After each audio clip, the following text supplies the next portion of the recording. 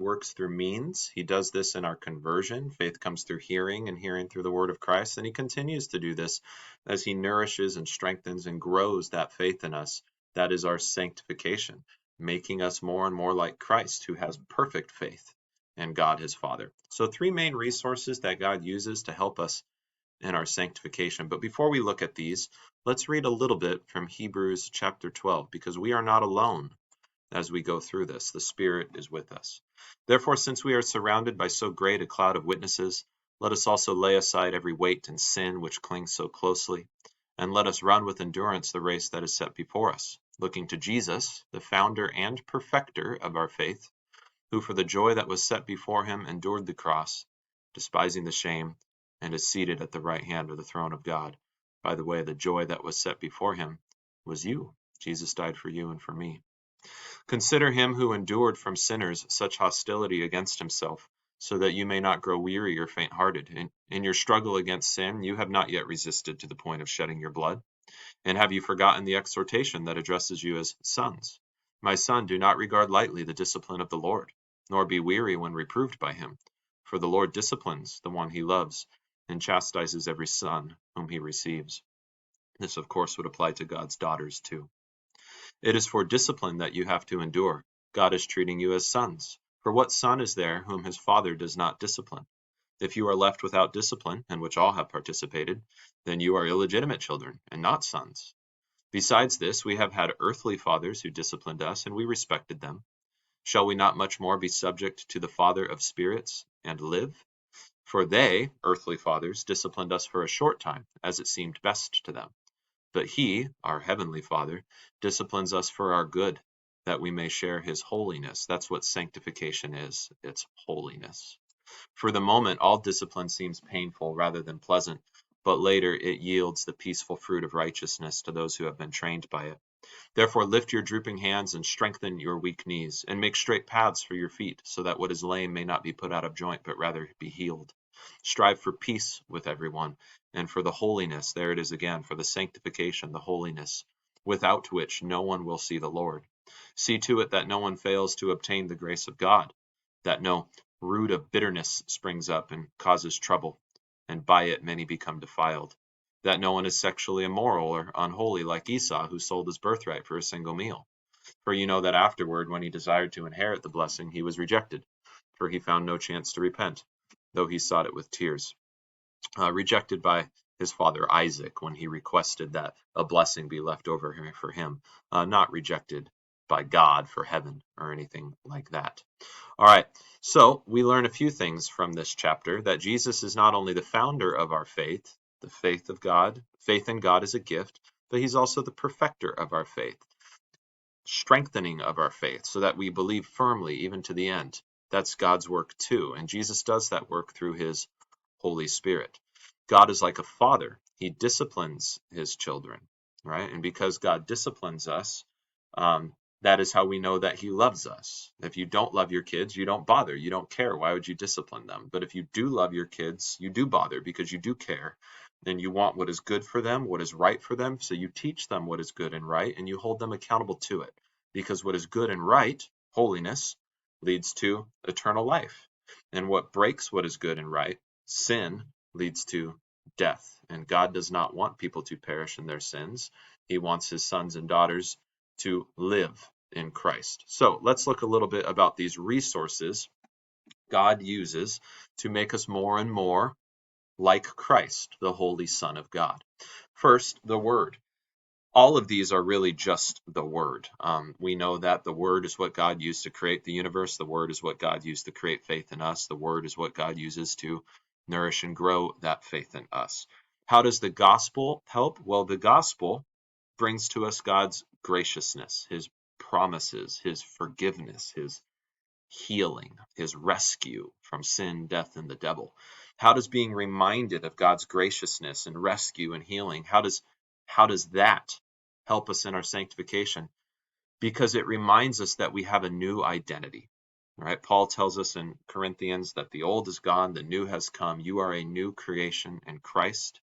The author of Hebrews tells us, I think in chapter 10, that where there is forgiveness of sins, God remembers their sin no more, right? Where there's a sacrifice, God remembers their sin no more. Think of that. The omniscient God who knows everything promises he has forgotten your sin, you who believe in Jesus. This is how the gospel helps. It reminds us there is no condemnation for me. God is a loving Father. All of my sin has already been paid for by Jesus. When God sees me, he has nothing but love for me. And he disciplines those whom he loves, and that's the law. How does the law help? Remember, the law has three chief functions. We talked about these first semester in our Law and Gospel chapter. The first function of the law works on non-believers and believers alike, and it's to curb our behavior. It promises reward for good behavior, that which keeps the Ten Commandments, and punishment or consequence for bad behavior, that which breaks the Ten Commandments. So the law curbs our behavior, that it might be more in line with God's will. The law also, in its second and chief function, is a mirror. Because we are simul justus et peccator, do you remember that phrase from last time, simultaneously justified and a sinner? There's this inner struggle, this wrestling match, even as a Christian, between the old me that still likes sin and the new me that loves the Lord and his word. And the law shows me where I break the Lord's word, I am a sinner in need of rescue, and I need to confess my sins daily and receive God's forgiveness daily. And then the third function of the law, which sometimes gets talked about the least or maybe the most incorrectly, is that of a guide. The law is no longer a taskmaster, a condemner for the Christian. The law does remain as an instructor, right? Now our hearts have been changed as believers to love the Lord our God with heart, mind, soul, and strength, and to love our neighbor as ourselves. How do we do that? The law remains as our teacher. This is how you do that, right? So the Holy Spirit works through the gospel to daily remind us of our new identity in Christ. We are beloved children of our heavenly Father because of Jesus Christ. And the law daily curbs our behavior where we're still sinners, reminds us to confess our sins because we daily need God's grace and rescue. We can not save ourselves. And it also teaches us where the Holy Spirit does motivate us towards love for neighbor and love for God. It teaches us how to do that, what love for neighbor and love for God looks like. The Lord's Supper. The Lord's Supper is a resource in our sanctification. We'll talk about this more next chapter, but right now, the Lord himself prepares a meal for you. And the meal, he says, is himself. Take, eat, this is my body given for you. Take, drink, this cup of the new covenant is my blood poured out for many for the remission of sins. As often as you do this in remembrance of me, right? So Christ serves a meal and he invites you to the table. And the meal is himself. He gives himself to you for your forgiveness. He unites himself to you and all who partake of this meal, Paul says in 1 Corinthians 10. So the Lord's Supper is this incredible promise in our sanctification where we are given Jesus. We are given his forgiveness. We are sharing in Christ's supper with the entire body of Christ, the whole church.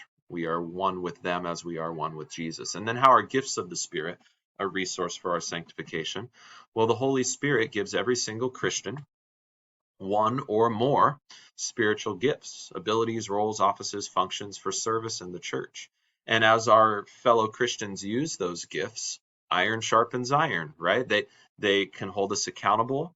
They can encourage us as they use the gifts the Holy Spirit has given them for service within the body of Christ. So the gifts that the Spirit has given my brothers and sisters in Christ, they use to sanctify me. The Holy Spirit works through that. And the gifts that the Holy Spirit has given me for service in the church, spiritual gifts, I am called to use those to help sanctify my neighbor. And it's all through the word, right? The word is what sanctifies us. And then spiritual fruit, right? As the Holy Spirit works through the word, in the sacraments to create Christ-like virtues in us, love and joy and peace and patience and kindness and goodness and gentleness and faithfulness and self-control, things that Christ naturally has and things that the Holy Spirit of Christ is producing in the believer. Well, these Christ-like virtues are also for our sanctification. They're the end goal of our sanctification. And as we model those and give those to our neighbor, it serves them. and there's sanctification as well. So resources for sanctification, chiefly the Word of God, but wherever the Word of God is attached, is promise as well. And that's also in the sacraments, here the Lord's Supper, and also we are promised spiritual gifts and spiritual fruit.